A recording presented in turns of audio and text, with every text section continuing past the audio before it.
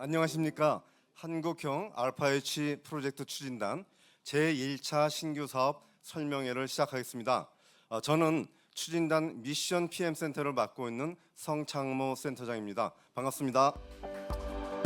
네, 이곳 추진단은 서울역 서울시티타워 16층에 참석해 주신 여러분과 유튜브로 시청하시는 많은 분들께 감사드립니다.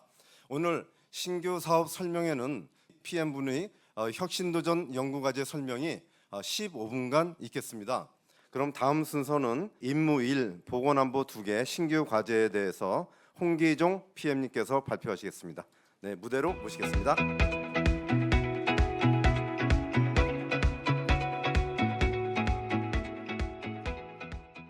네, 한국형 알파H 보건안보 분야 PM을 맡고 있는 홍기종입니다. 보건안보라고 하는 것은 코로나 시절을 거치면서 여러분들이 많이 경험하셨던, 그리고 향후로도 이제 새로운 것들을 많이 기대하시는 감염병에 관련된 분야가 되겠습니다.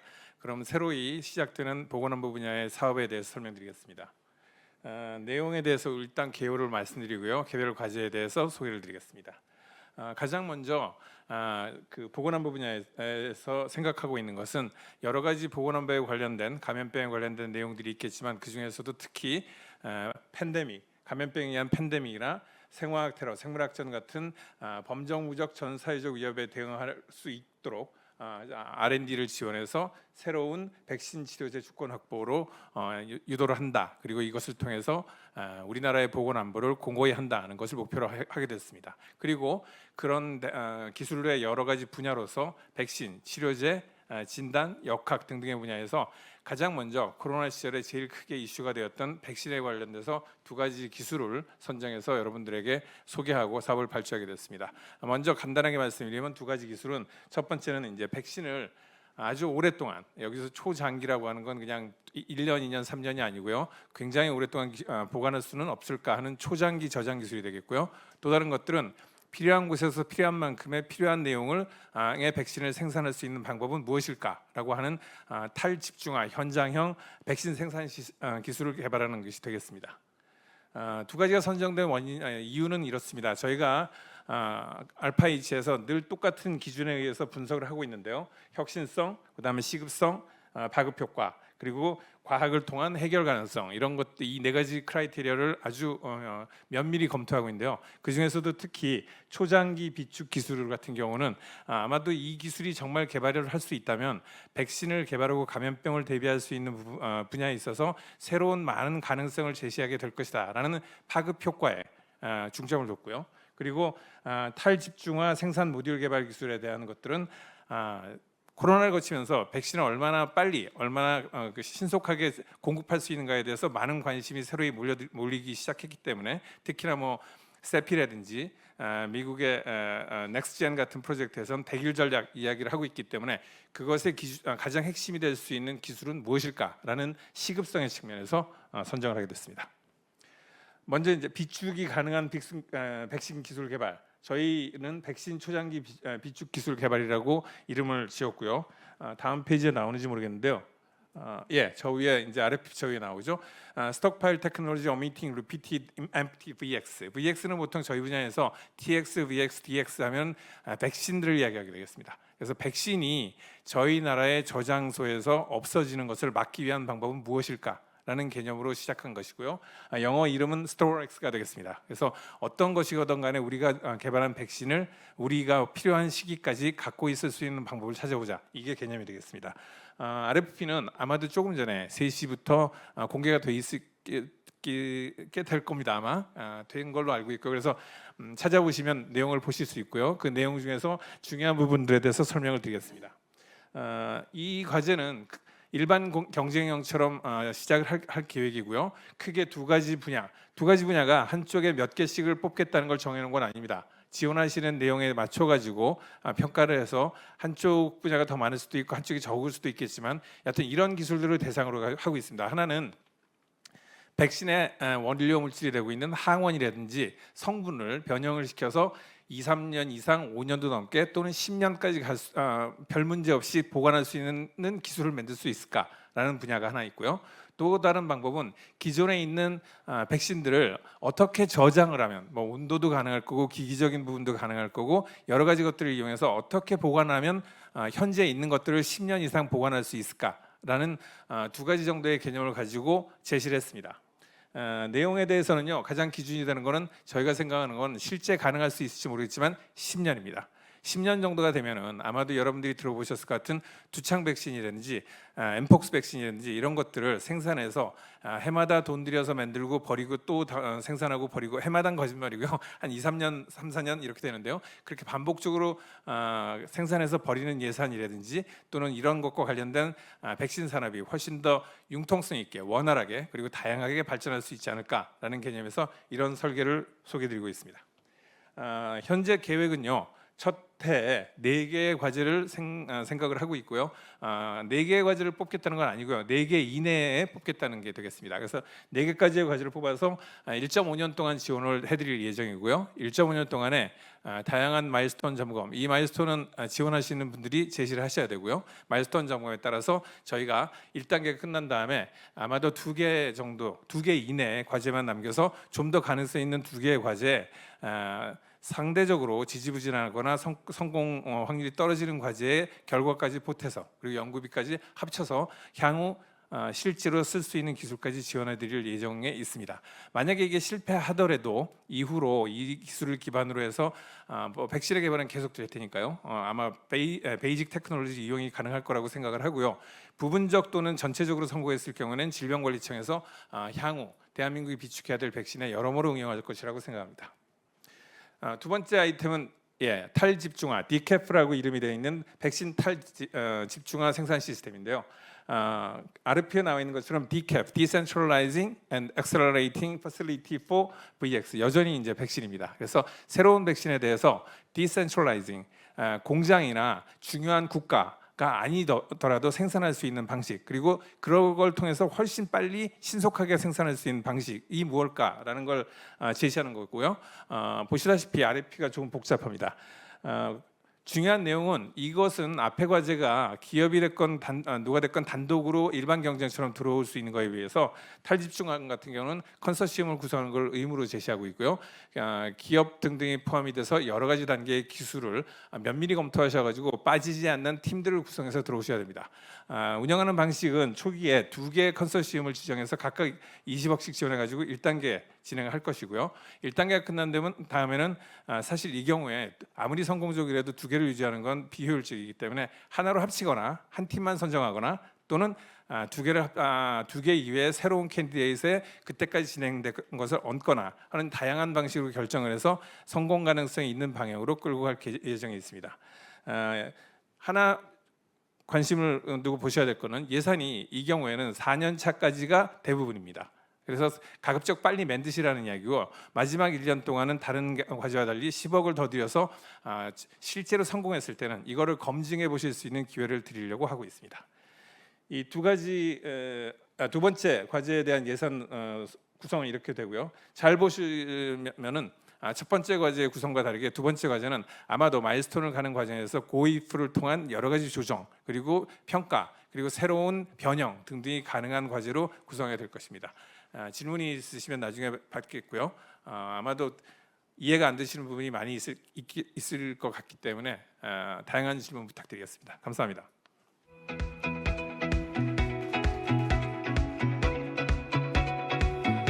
네, 홍기정 PM님 감사합니다. 아주 훌륭하게 발표해 주셔서 잘 이해가 됐습니다. 두 번째 발표는 임무 4 초고령 대응복지 돌봄 서비스 개선 이인규 PM님을 모시겠습니다.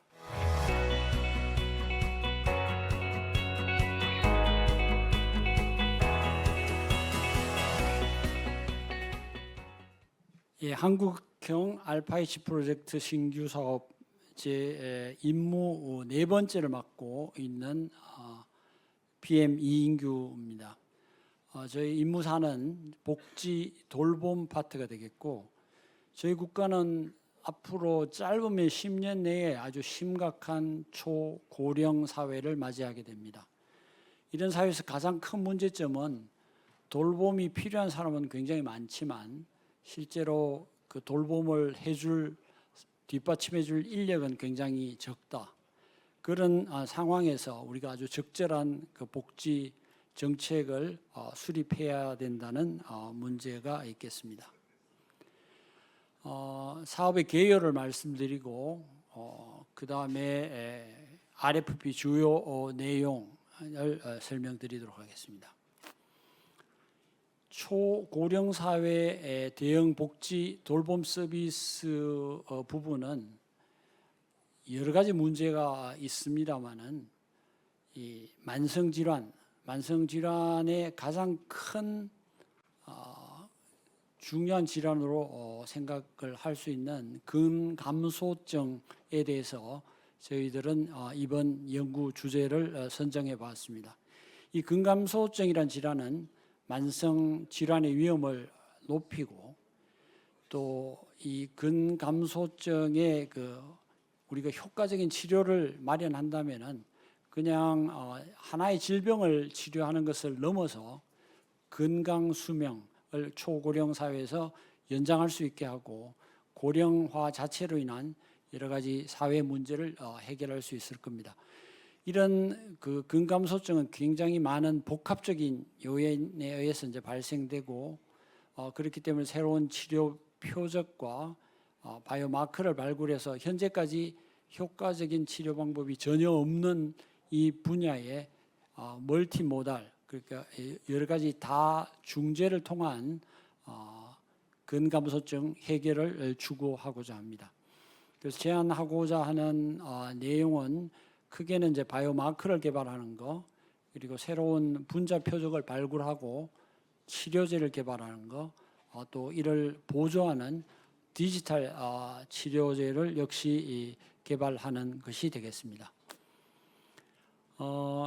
저희들이 이 연구 주제를 선택한 것은 이 알파 H 프로젝트의 중요한 도전 혁신성, 난제의 시급성, 난제의 파급 효과, 또 과학 기술을 통한 해결 가능성을 고려해서 이 주제를 선정하게 돼 있고, 이 난제의 시급성 부분을 간단하게 설명을 드린다면 근감소증이 문제가 되는 고령화, 돌봄이 필요한 노쇠 환자가 굉장히 급격하게 증가하고 있습니다. 그래서 이 부분에 치료 재개발이 시급하다고 생각이 됩니다. 그래서 국내 또 국외 코호트가 이 노쇠 환자에 대해서 많이 이미 분석이 되어 있습니다.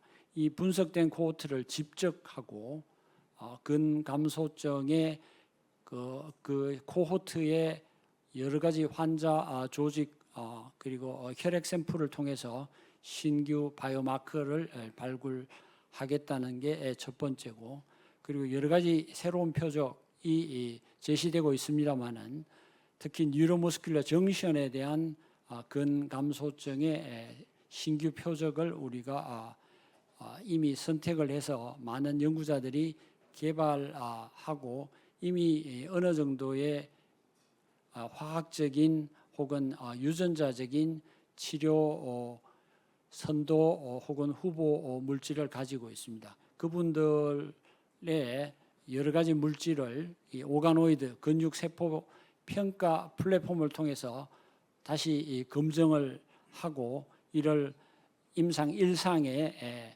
시작하는 준비를 마치도록 하는 연구가 되겠습니다. 그래서 저희들이 이 연구를 성공적으로 수행을 하게 될 4.5년 뒤에는 좋은 바이오마커와 좋은 약물 그리고 그걸 보조하는 디지털 치료제의 개발이 가능할 것입니다. 그래서 저희들 연구의 제목은 근육량, 근력, 근기능을 복합적으로 향상시키는 멀티모달 다중재요법을 통한 근감소증 치료 기술의 개발이 되겠습니다. 영문으로는 이제 Holistic Approach for Promoting Physical Usefulness가 되겠고, 약으로는 해피라고 정했습니다. 이 과제가 잘 해결되면 정말 해피하게 될 것입니다.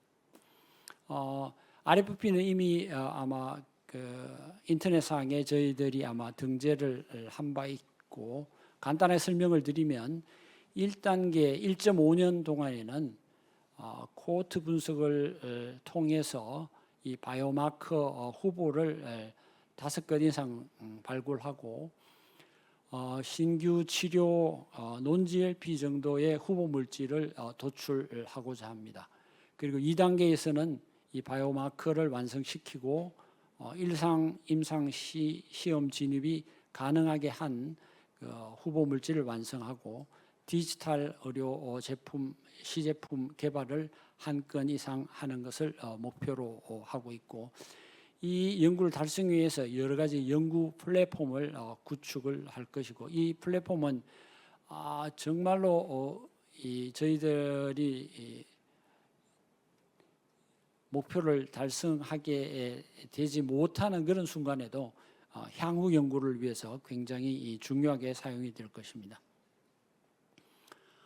저희 과제도 역시 4.5년 동안 총 180억이 예산이 투여되는 과제고, 첫 1.5년 동안에는 2개로 생각을 하고 있지만 공모 과제에 따라서 2개 이상의 과제를 선정하고 1.5년 뒤에는 1개 과제를 탈락 혹은 1개의 과제로 융합 과제를 형성해서 이 과제의 최종 목표인 6개월 만약에 이런 치료를 할 것 같으면 상당량의 그 제지방량이 증가하고 근 기능이 향상이 되고 신체 기능이 굉장히 향상되는 그런 치료법을 개발할 것입니다. 예, 감사합니다.